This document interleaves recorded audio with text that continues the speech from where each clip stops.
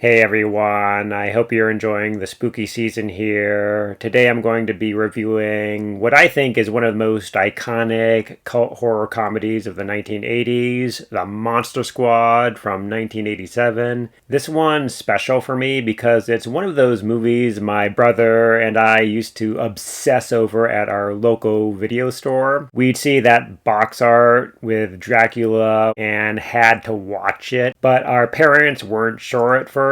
It looked a little too scary, so naturally we spent weeks begging until they finally gave in. And honestly, it was everything we hoped it would be, but does it still hold up today? Well, let's take a look. The Monster Squad was directed by Fred Dekker, who's probably best known for Night of the Creeps, RoboCop 3, and later teaming up again with co-writer Shane Black for the ill-fated The Predator from 2018. Thankfully, The Monster Squad is far from a misfire. It's really a perfect mix of 80s adventure and classic monster movie chills. The film opens a century ago when Dr. Abraham von Helsing fails to banish Count Dracula and his monster army to limbo. Fast forward to small-town America, and a group of monster-obsessed kids forms the Monster Squad. Their leader, Sean, gets his hands on Van Helsing's diary and discovers that the same cosmic event that doomed the old ritual is about to happen again. Dracula is back, assembling his crew, which includes the Wolfman, the Mummy, the Gillman, and of course, Frankenstein's monster. But things take a twist when Frankenstein befriends Sean's little sister Phoebe. A surprisingly touching friendship, actually, that really gives the movie some heart here. With help from a kind, reclusive neighbor who the kids call the scary German guy, who is actually a Holocaust survivor, so he understands real monsters. But with his help, the kids prepare to stop Dracula before he plunges the world into utter darkness. Glorious monster mayhem ensues. The kids take on the monsters with homemade weapons. Aside from all the monster mayhem, the Monster Squad is also a coming-of-age story where pop culture knowledge actually matters. These kids use their monster movie fandom to save the world, a dream scenario for every horror-loving kid in the 80s. What really sets it apart is its tone. It's funny and kid-focused, but the stakes feel real too. The monsters aren't just played for comic relief, they're also scary. The film pays homage to classic horror mythology. Garlic still works on vampires. Silver bullets kill werewolves. There's also a surprising layer of maturity beneath the surface. Sean's parents' troubled marriage, the violence, the German neighbor's Holocaust backstory. All of it gives the movie some emotional weight that sneaks up on you. Of course, we have to talk about the real stars behind the monsters, Stan Winston Studio. Fresh off Aliens, Winston's crew, including Tom Woodruff Jr., Alec Gillis, and Shane Mahan, reimagined these classic monsters with incredible practical effects. We got Frankenstein's monster, played beautifully by Tom Noonan. This version effectively sticks closely with the Boris Karloff-inspired design. Then we got the Gillman, inspired by the creature from the Black Lagoon, a jaw-dropping full-body suit that's both menacing and cheesy. The Wolfman's design really nails that balance between man and beast, with some pretty good transformation effects for the time. The Mummy is convincingly gaunt, crumbling, and weirdly creepy. Then we have Dracula's bat form. The transformation sequence featuring an animatronic bat is pure Stan Winston magic. These effects give the Monster Squad its lasting power, man. I mean, they're tactile, expressive, and remind us what practical creature design can do. Rated PG-13, the Monster Squad ended up in a weird middle ground. Too intense for kids, but not edgy enough for teens, especially since The Lost Boys hit theaters just 2 weeks earlier. The result, a box office flop. But like all the best cult films, it found new life on VHS and cable, where fans rediscovered its mix of humor, heart, and monster mayhem. Today, it's celebrated, I think, as a quintessential 80s gem,